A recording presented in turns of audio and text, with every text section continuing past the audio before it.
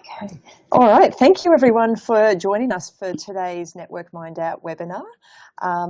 My name is Sally Morris. I'm the National Mind Out Project Coordinator with the National LGBTI Health Alliance.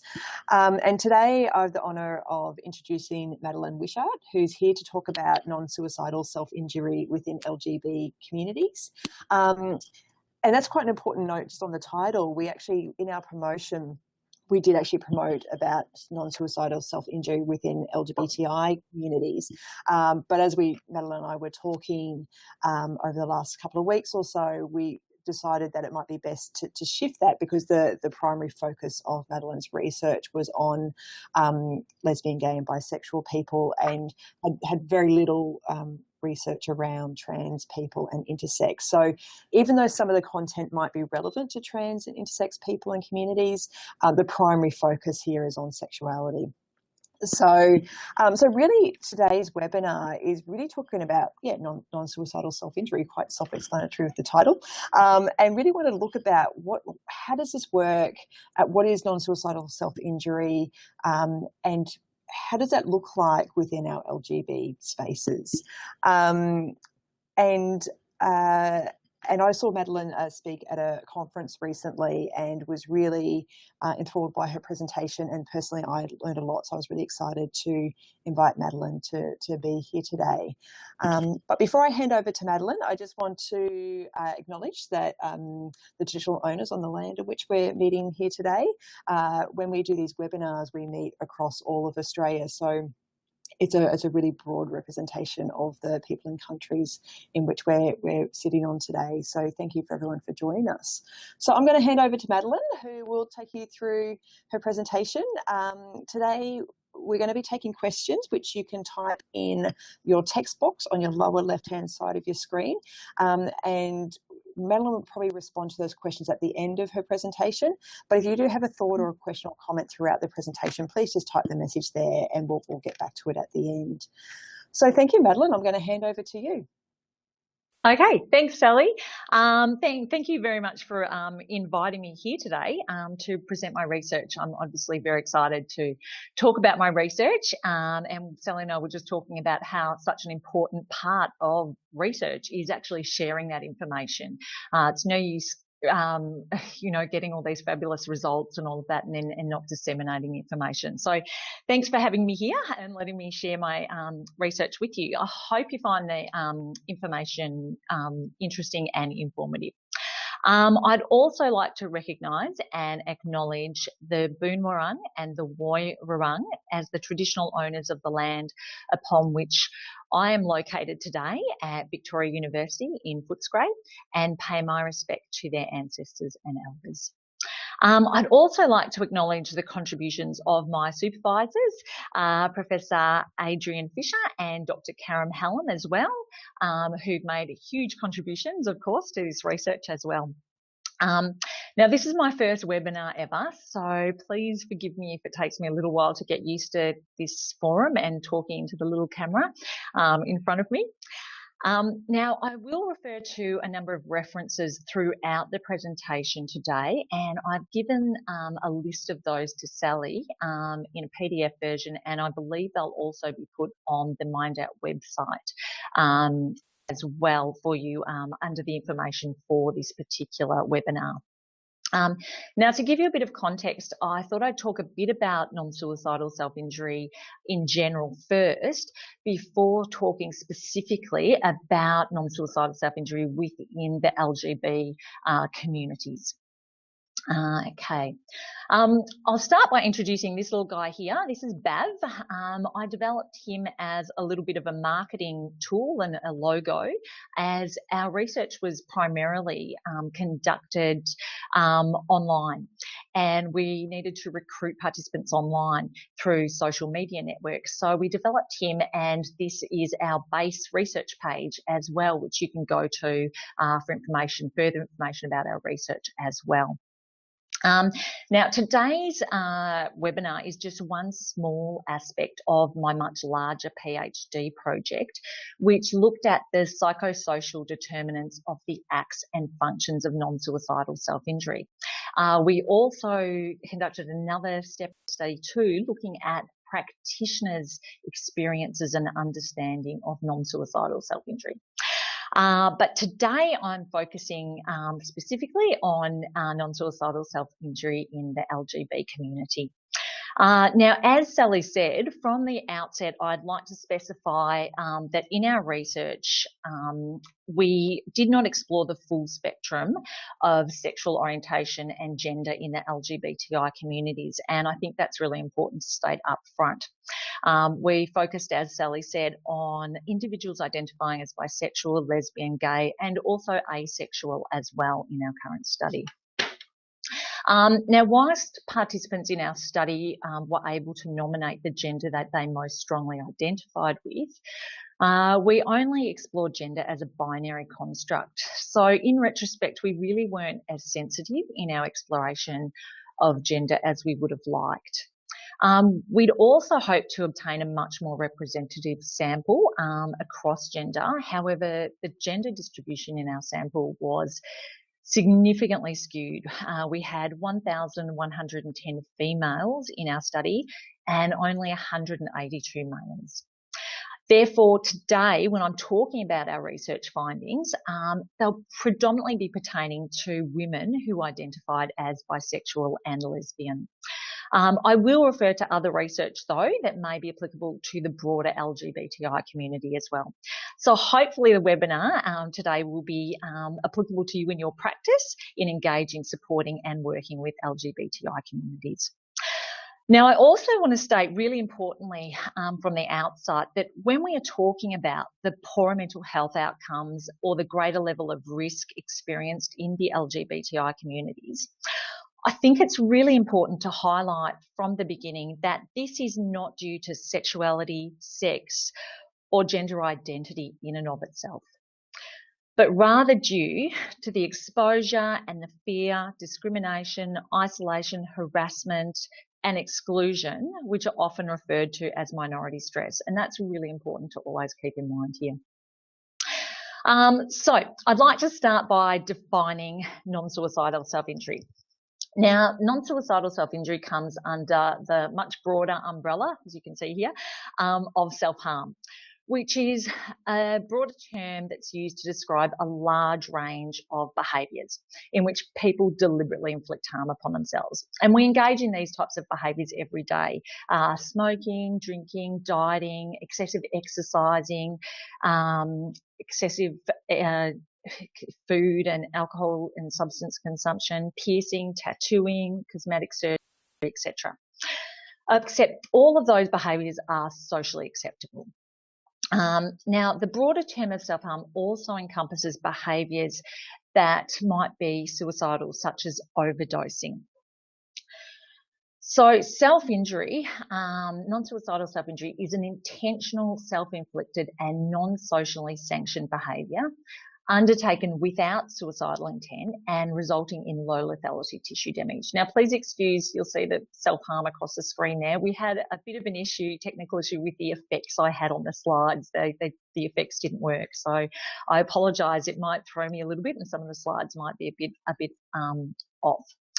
Now, non-suicidal self-injury is a multifaceted and multi-determined behaviour, meaning that it's undertaken for multiple reasons and may present in many different ways as well. The behaviour typically begins in adolescence, but it's in no way confined to this period. In my study, the age of onset, so the age that an individual initially self-injured themselves, ranged from 2 to 59 years of age, with an average age of 15.47 years, and that's typical in the literature on self-injury. Now, 86 of the participants reported starting self-injury before the age of 10. However, it's important to note that all 86 of those participants had either experienced early childhood trauma, had an early onset of mental illness, or had experienced both of these. So the creation of a painful physical wound to heal an emotional or psychological one seems really irrational and perturbing. It's really confronting and very distressing to family, friends, colleagues, and educators. But the behaviour has been reported in the clinical literature since Emerson first introduced it in a paper in 1914. And that's quite a remarkable paper. It was written in the very first issue of the Psychoanalytical Review. And if you're interested, it really is a great paper to read. I've given the reference will be available here. Now, until quite recently, the terms self-harm and the largely superseded deliberate self-harm and self-injury were often used synonymously in the literature to refer to self-injurious thoughts and behaviours that both included and excluded suicidal intent. Now, the disparity then between these terms made it really difficult and challenging to make comparisons across studies. So the term self-harm, as I've said, is now largely used as a broader term and does include suicidal behaviours. It's also predominantly used in the Europe and the UK in that capacity as well. Now, the slide you're looking at here, this is the proposed criteria for non-suicidal self-injury as a separate diagnosis in the DSM-4, which is in section 3 at the back for conditions for further study. Now, I'm not going to read through this whole slide because the information is here for you. But it's interesting that this isn't a new idea. Patterson and Kahn actually originally proposed non-suicidal self-injury, although back then they called it the deliberate self-harm syndrome, in 1983 as a distinct and separate criteria. So it's interesting, you know, we've taken quite a while to get to this place, yeah, in the research. Now, I'm sure most of you are aware of the fundamental differences between non-suicidal self-injury and suicide. However, when I ask practitioners how many differences they can actually list, they typically list 3, maybe 4, 5 at the max. And as practitioners working with people who self-injure and advocating for them on their behalf, it's really important that we can clearly articulate these differences, I think. So that's why I've presented them here today, even though many of you may be really familiar with these. Of course, the fundamental place to differentiate the two behaviours is with intent, you know, which is the goal or the purpose of the behaviour. I'm not going to spend too much time going through this, because the information will all be here for you. But just briefly, you know, the goal with non-suicidal self-injury is to obtain relief from overwhelming affect or undesirable affect, whatever that may be, numbness, anger, stress, de-stress, frustration, sadness, whatever the feeling is. It's essentially a maladaptive coping mechanism, okay? Now, in 1938, Menninger actually articulated the distinction between these two behaviours quite well when he actually described the self-injurious behaviours in a male patient. And he said, it demonstrates the entire absence of a real wish to die. Anyone strongly determined to kill himself could have done so with 1/100th the effort that this boy used. And that was 1938 that Menninger wrote that. Okay, another notable point of distinction between the two behaviours is, of course, the method used to carry out the act. And I'm going to show you here that research has shown that repeatedly that people who die by suicide use a fairly short list of high lethality methods. And as you can see here from the latest statistics on suicide from the Australian Bureau of Statistics, the most common methods people use are hanging, which also includes suffocation and strangulation, poisoning via pills, chemicals or carbon monoxide, other, which includes fire, motor vehicle accidents, that's MVA's motor vehicle accidents or stepping in front of any mode of transport, and firearms. Now, it's important to note that contact with a sharp object, which is the most common form of self-injury, is cutting, as you'll see shortly when I show the methods used in my study. Only 3% of people who died by Australia in 2015 died by methods involving contact with a sharp object.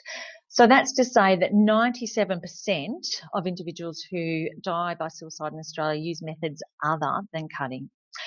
It should also be noted that the type of cutting that is likely to result in death is typically, severing the carotid artery or the jugular veins, not the cutting that we see predominantly in self-injury, which is on the forearms, really commonly now on the thighs and the stomach as well, and even on the chest as well. We're seeing a lot more of that sort of presentation at the moment.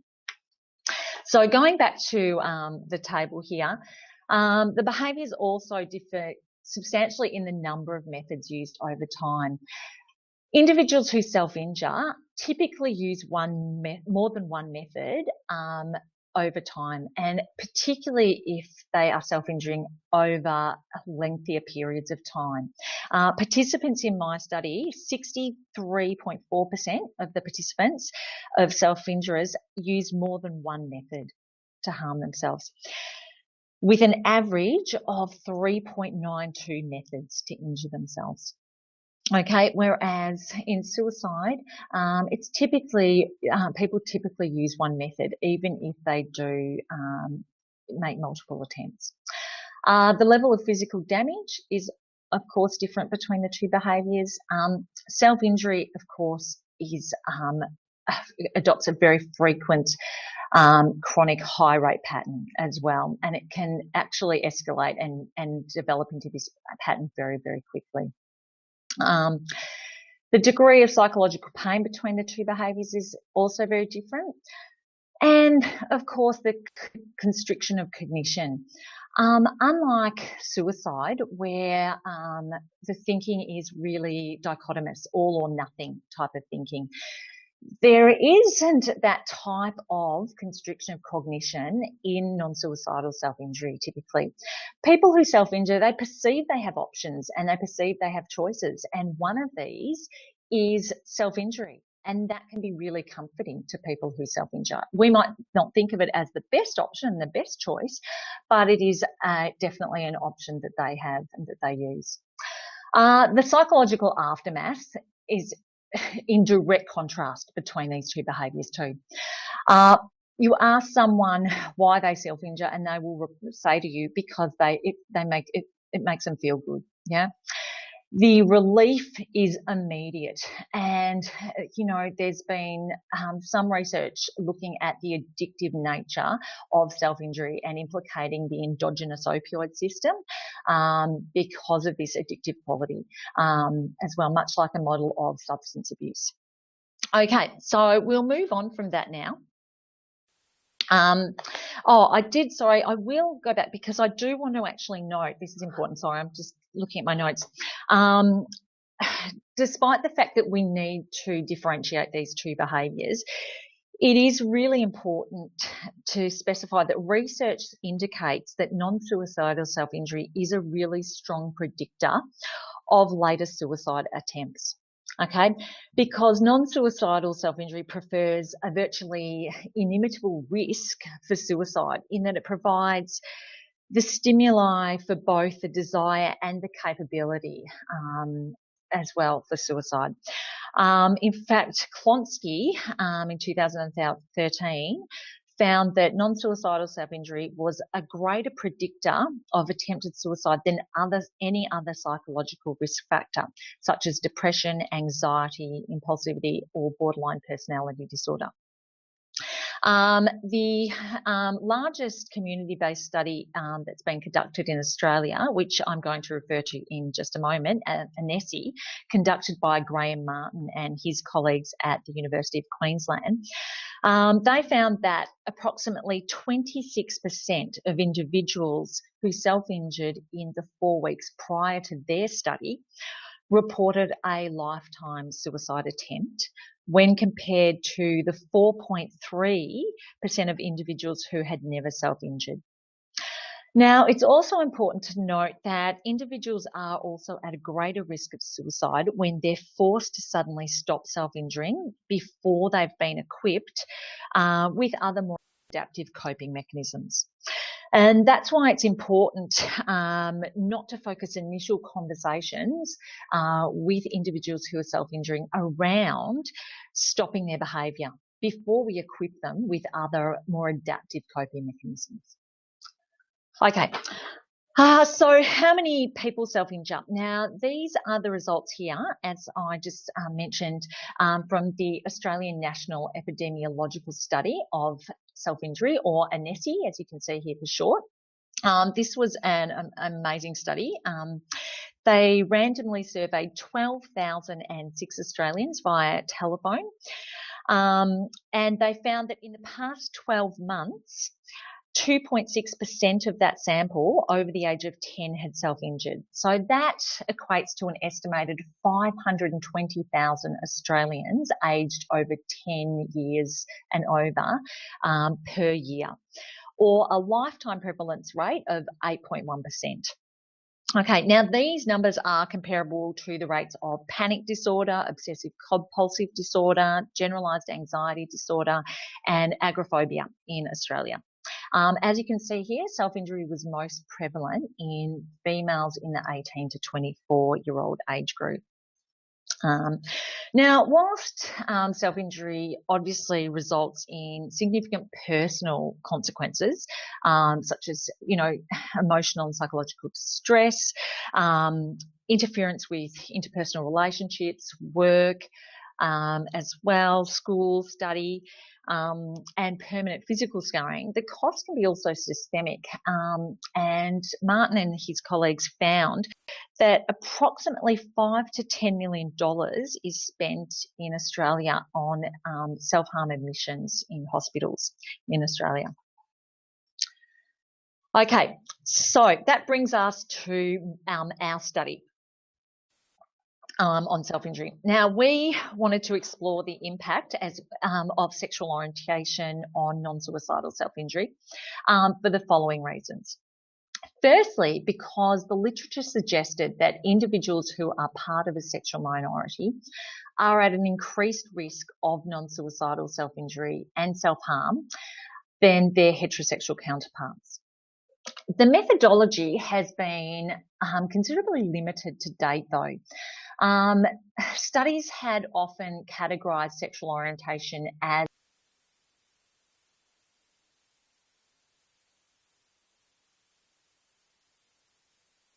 Hi, this is Sally here. It seems like we've just briefly lost Madeline. Hopefully she will tune back in shortly. Was hoping this wouldn't happen. So hopefully she'll tune back in very soon. We can just be patient for a few seconds.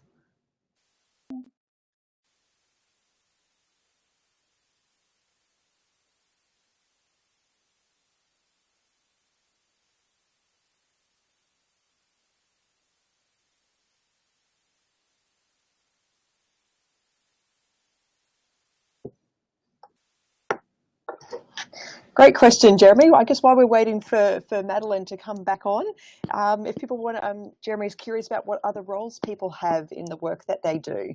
So if anyone wants to answer Jeremy's question, that would be awesome. Just type it in the little text box on the lower left-hand side of the screen. And let's see if I can get Madeline back on. I can see you. Okay, Madeline, I think I can hear you. Can you hear me? Yes, I can hear you, Madeline. Can you? How's your camera? Are you able to turn that back on? Hang on 1 second. Oh, here we go. Sorry about that. Here we go. Excellent. I'm back. That's Sorry okay. about that. We'll chat in the meantime. Okay, excellent. Sorry about the technical difficulties there. Okay, shall I jump back in? Yes, sounds good. Okay, excellent. So sorry about that, everybody. So as I was saying, the methodology exploring sexual orientation and gender as well in non-suicidal self-injury has been considerably limited to date. And researchers typically categorised sexual orientation as a heterosexual or non-heterosexual dichotomy. And also grouping participants identifying as lesbian and gay as one homogenous group. Whereas there is evidence to suggest that there is also a gender interaction with sexual orientation in non-suicidal self-injuries, and differences, of course, across all these groups. Non-suicidal self-injury is also often described as a dysfunctional or maladaptive coping mechanism, yet only one study to date has explored coping strategies and non-suicidal self-injury across the spectrum of sexual orientation, and they didn't actually factor gender into that equation either. Okay, so our study was predominantly quantitative in design. However, we did incorporate a number of qualitative questions as well. Now, these were the scales we developed in our study. It was an online study through Qualtrics, hosted through Victoria University's server. And today I'm just going to focus on part of our research. As I said, it's a much bigger study, but I'm going to focus just on obviously demographics. The inventory of statements about self-injury was a scale we used to assess the acts, behaviours and functions of self-injury, and we also used the coping scale for adults to look at 19 different coping strategies. Okay, so this was our sample. We recruited a total of 1,292 participants from 29 different countries, predominantly from Australia, as you can see here, the US and the UK. They were all over the age of 18 and ranged to 76 years of age, with a mean age of 26.82 years. As I said, our gender distribution was considerably skewed, and we had 85.9% of the sample was female and only 14.1% of the sample was male. So any statistics and analyses regarding gender, we really needed to interpret quite cautiously. So of the 1,292 participants in our study, 415, as you can see from the top two bars here, 415 had never engaged in non-suicidal self-injury, whilst 877 either currently self-injured or had a history of self-injury. As you can see from the graphs here, the majority of participants in both the non-injurious and the self-injurious groups were heterosexuals, but we did have quite a significant number of participants identifying as bisexual as well, particularly in the group of self-injurers. So I'm going to talk a lot more about those results today. Now, overall, we found a significant difference. I hope you can see this table. We found a significant difference overall between sexual orientation and the engagement in non-suicidal self-injury. But when we further looked at these analyses, we only actually found a significant difference between participants identifying as heterosexual, lesbian, and bisexual. Now, of note, there were 134 participants identifying as bisexual who were females who had a history of non-suicidal self-injury, which was really significantly higher than the 11 females identifying as bisexual who had never self-injured. Now, this result was not replicated in males identifying as bisexual. However, as I've said, these results were substantially lacking in statistical power. So we need to, look at that cautiously, obviously. Okay, so the odds ratio indicates that females who identified as bisexual were 5.95 times more likely to engage in self-injury than participants identifying as heterosexual.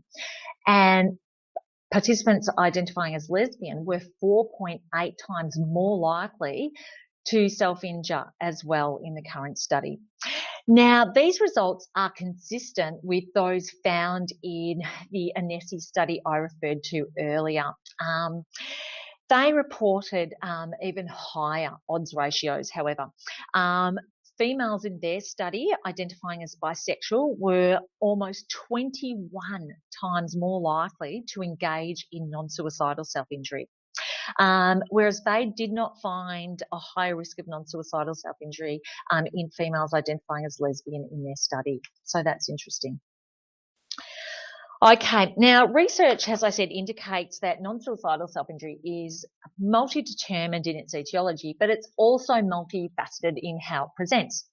And these are the results of our study with regards to the methods used to self-injure. As you can see, the most common methods of self-injury are cutting, and then banging or hitting oneself, interfering with old wounds, and severe scratching as well. Now, 63.4% of participants in our study used more than one method to self-injure.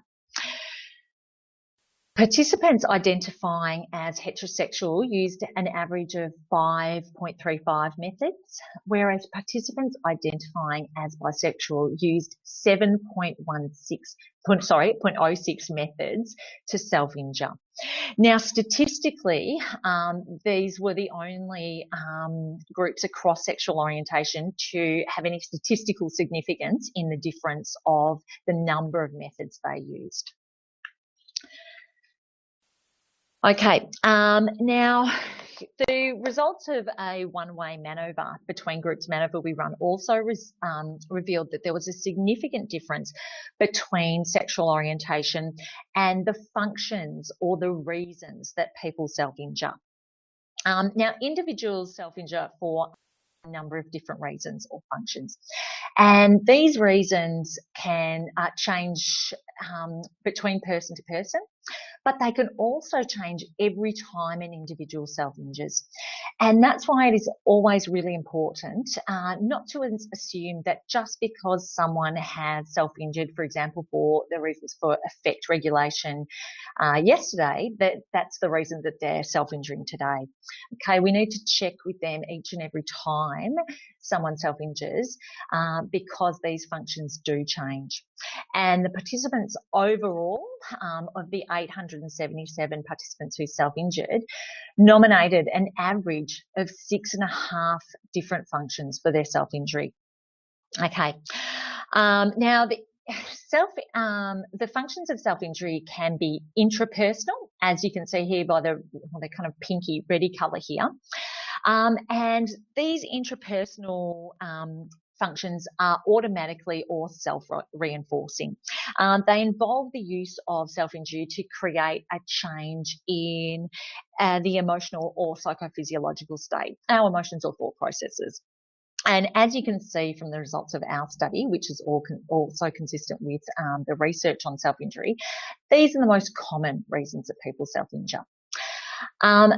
These purple ones up here are interpersonal reasons, and they are typically socially reinforced, and self-injury is used to regulate or modify the individual's social environment.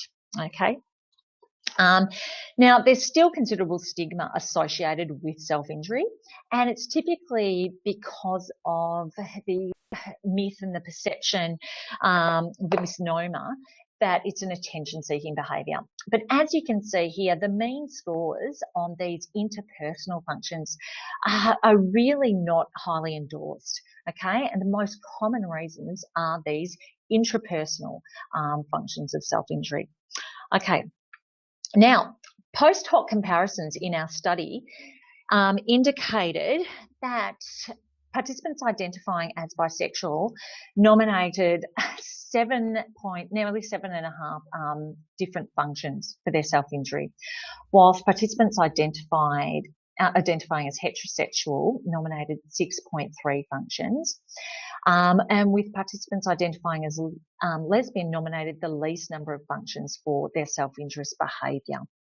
Okay, and there were no other significant differences that across sexual orientation in the number of functions used to self-injure.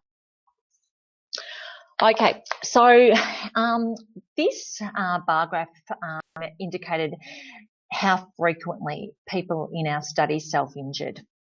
And as you can see here, if we look down here, it's really concerning, the number of participants who self-injured more than once a month even. Now, if we look specifically at the breakdown here, we looked at, this was in the red here, lesbians, gay and bisexual and asexual participants. Looking at the frequency with which they self-injured compared to participants identifying as heterosexual. And as you can see, this cohort really self-injured with a lot more frequency as well. Okay, as I said earlier, self-injury is largely conceptualised as a maladaptive coping mechanism. And we found a statistically significant difference between sexual orientation and the 19 different coping strategies of the coping scale for adults. When we actually looked at these individually, though, we only found a statistically significant difference across 5 of these coping strategies: tension reduction, physical recreation, not coping, self-blame, and focusing on the positive. Now, if we look at participants who identified as bisexual first, you can see that they reported a higher use of emotion-focused strategies such as tension reduction and self-blame, and they also reported not coping significantly more than their heterosexual counterparts. They also used physical recreation, as you can see here, and focusing on the positive less than participants identifying as heterosexual. Then if we have a look at participants identifying as lesbian, you can see here they actually endorsed using self-blame as a coping strategy statistically more than heterosexual participants, but also the means were higher than participants identifying as bisexual. Participants identifying as lesbian also endorsed focusing on the positive statistically less than participants identifying as heterosexual, and the mean was also lower than participants identifying as bisexual as well. Okay, so what does all this mean? To summarise all these results, females participants who identified as bisexual and to a slightly lesser degree as lesbian in our study were significantly more likely to engage in non-suicidal self-injury than participants who identified as heterosexual, gay and asexual. Participants who identified as same-sex attracted also self-injured with greater frequency than heterosexual participants. Then if we look particularly at participants who identified as bisexual, remembering that we're really talking about females identifying as bisexual here, given the low numbers of males in our study who identified as bisexual, that used more methods to self-injure than participants identifying as heterosexual, and they also endorsed more functions for their non-suicidal self-injury than participants identifying as heterosexual and lesbian. So that is that they self-injured for more reasons as well.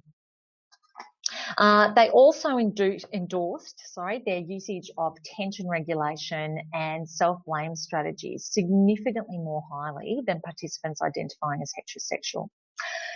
And they reported their use of productive coping strategies, focusing on the positive and physical recreation, less than their heterosexual counterparts. They also scored significantly higher on the not coping subscale. Whereas participants identifying as lesbian in the study scored significantly higher than participants who were heterosexual on self-blame, and also significantly lower on focusing on the positive. So the reason that same-sex attracted individuals are more at risk than their heterosexual counterparts have been well documented and talked about in quite a number of webinars on the Mind Out website.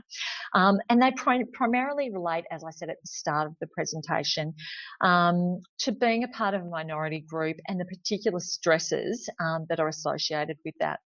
Now, as you can see here, Meyer conceptualised this in his minority stress model. And essentially this model proposes that stigma, prejudice and discrimination create a hostile and stressful social environment that causes mental health problems, okay? The model describes both distal, as you can see here, prejudice events, discrimination, violence, and proximal, such as expectations of rejection, concealment, and internalized homophobia, stress processes, okay? What I like about Meyer's model is that it also incorporates ameliorative coping processes, because minority identity, as we know, is not just a source of stress, but also an important effect modifier as well in the stress process. And the characteristics of minority identity can actually weaken the impact of stress, as we see in box G here. And LGB identity, or LGBTI identity, if we're talking about the broader community, may also be a significant source of strength, as we see up here in this box H, okay, when it's associated with opportunities for affiliation, social support and coping that can then reduce the impact of stress. So for further information on this model, I'll refer you to Meyer's original paper, which is down here. However, this model doesn't particularly explain and specifically explain why participants identifying as gay and asexual in our study didn't engage in statistically higher levels of non-suicidal self-injury or non-productive coping strategies and mechanisms. So why were female participants particularly more at risk of non-suicidal self-injury and other non-productive coping mechanisms in our research? Well, other research have suggested that it could be attributed to biphobia or anti-bisexual prejudice, which is a type of discrimination, of course, derived from negative stereotypes and misnomers. And unfortunately, biphobia comes from individuals from all the other sexual orientations as well. And research indicates that individuals identifying as bisexual may have been incorrectly perceived, and there are a number of misnomers and myths, much like around self-injury still, that still persist to this day around bisexual. You know, things like that they might be indecisive, confused or unstable in their sexuality, in a transitional stage between being heterosexual and lesbian or gay, that they are less committed to relationships, or that it's a mean of retaining heterosexual privilege while getting to still engage in, you know, and experiment as well. And also that, you know, they might be promiscuous or untrustworthy. So it seems we've still got a ways to go to try and dispel these myths and misnomers that persist in our community about bisexuality. So some conclusions. There's clearly a significant difference across the spectrum of self-orientation in regards to non-suicidal self-injury and coping strategies. Therefore, sexual orientation should not be treated, particularly when I'm talking about research, as a heterosexual and non-heterosexual dichotomy, as researchers have traditionally done in the past. And females who identify as bisexual and lesbian are at a much greater risk of engagement, it appears, of non-suicidal self-injury than heterosexual participants. Females identifying as bisexual also appear at a much greater risk of using non-productive or emotion-focused coping strategies to cope with overwhelming affect or stresses in their lives. They also indicated an inability to cope as well, which can be associated with psychosomatic concerns as well. Also within the non-suicidal self-injury population, females identifying as bisexual and to a lesser degree as lesbian are a group that are at significant risk of a range of psychosocial concerns. The other variables we looked at, self-esteem, trauma, attachment and mental health, they all did poorer across that range of psychosocial concerns as well. And if you're interested in any of those aspects of my research, please contact me through my email or the research Facebook page as well. So as practitioners, we really need to be aware of the higher prevalence rate of clients identifying as bisexual or lesbian of non-suicidal self-injury. And we need to inquire about the presence of non-suicidal self-injury with a compassionate, interested and non-judgmental stance in clients or people we are working with that identify as bisexual or lesbian. We also need to explore potential support networks that might be available, particularly for females identifying as bisexual. As you know, we looked at Myers' model, and these can actually help reduce the impact of stresses.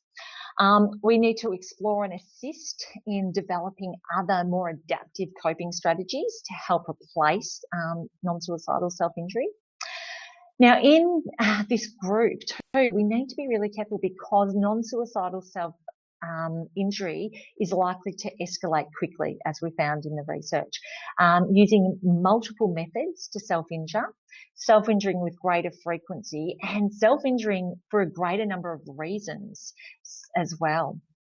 And as I said, so we really need to keep focusing community efforts towards destigmatising bisexuality and demystifying the misnomers and myths that are associated with that as well.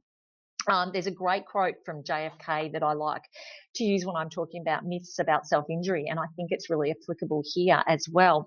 And he said, "The great enemy of truth is very often not the lie, deliberate, contrived, and dishonest, but the myth, persistent, persuasive, and unrealistic." Okay, I'm really keen to do more research in this area because, as I said at the beginning of this webinar, there are a number of limitations to our research, and that was largely a function of the breadth of our study. And we were unable to address all the variables we would have liked to with the depth that we really would have liked to have explored them all with, because we also had our practitioner study as well from this much larger study as well. And I think future research needs to look, as I said, at gender as a much more fluid and inclusive construct. And, you know, not putting people into boxes so much as we really don't like to do. We also didn't include participants who may have been starting to question their sexual orientation or gender identity. And there is some research now in self-injury that shows that they in particular might be also at a heightened risk of self-injury. Similarly, there's been very, very little research at all on the trans spectrum and their self-injurious behaviour, and no research to date has explored self-injury in individuals who are intersex as well. So these are areas that we really need to explore a lot further in non-suicidal self-injury and with regard to just coping strategies as well across the board. Okay, so that pretty much leads me to the end of the official presentation. I'd love to answer any questions you might have. If you want to type them in the box on I think it's down on your left-hand side. Now, if you're not watching this live and you've got any questions, you'll see I love talking about self-injury. It's kind of my passion. Please email me.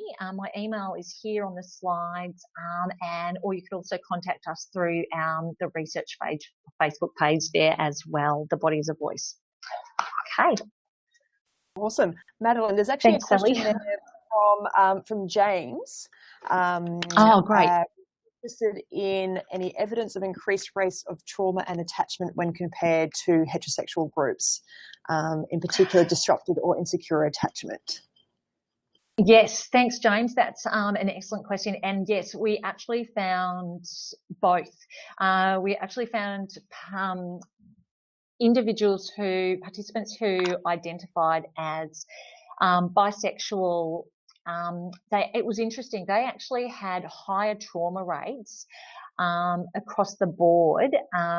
They actually had higher trauma rates than even our heterosexual participants who had a history of self-injury. But participants who identified as bisexual who didn't even have a history of self-injury identified with higher numbers of trauma in their past as well.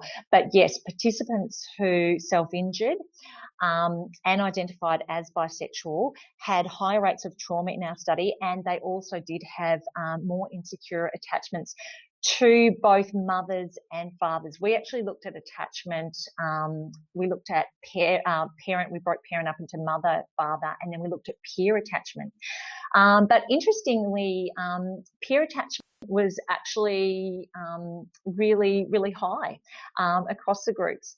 So that was something really positive. And that's something that I think has great clinical implications for our practice too, is that if we can tap into those peer networks, they often have really strong and positive connections with peers, and it's a way of helping to, minimise and decrease not only self-injury behaviours, but, a range of other sort of coping, maladaptive coping behaviours.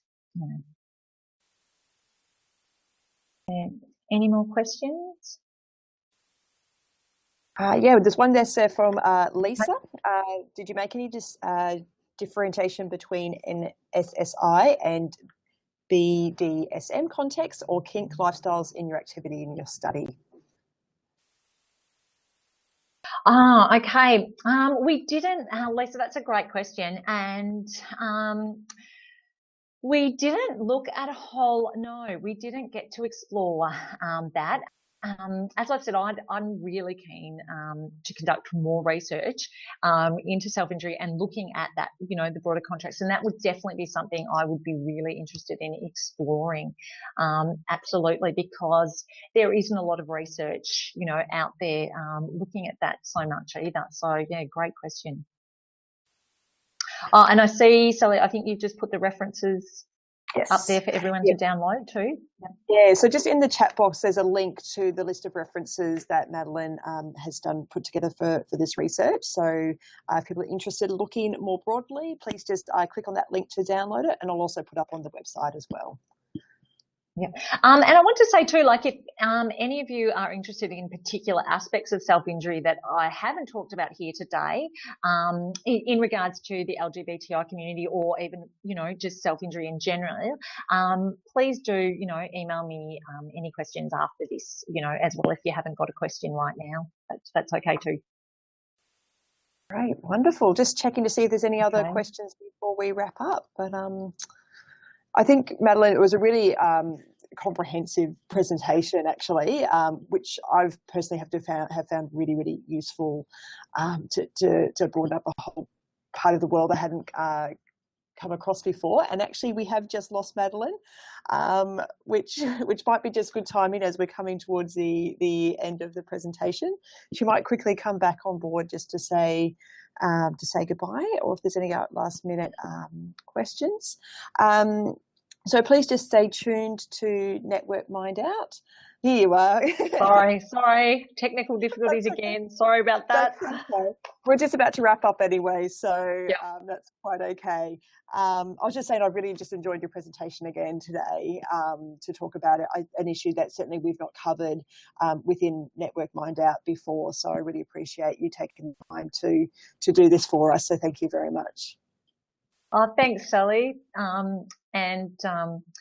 Thank you very much for having me here today too. I really Beautiful. appreciate it. Well, thank you very much. So thank you everyone for participating. A recording of the webinar will be made available on the Mind Out webpage in the next couple of days. So please feel free to share the recording with colleagues and friends. So thank you very much. So we're just going to close the screen and we'll see you next webinar. Thank you very much. Okay. Thanks.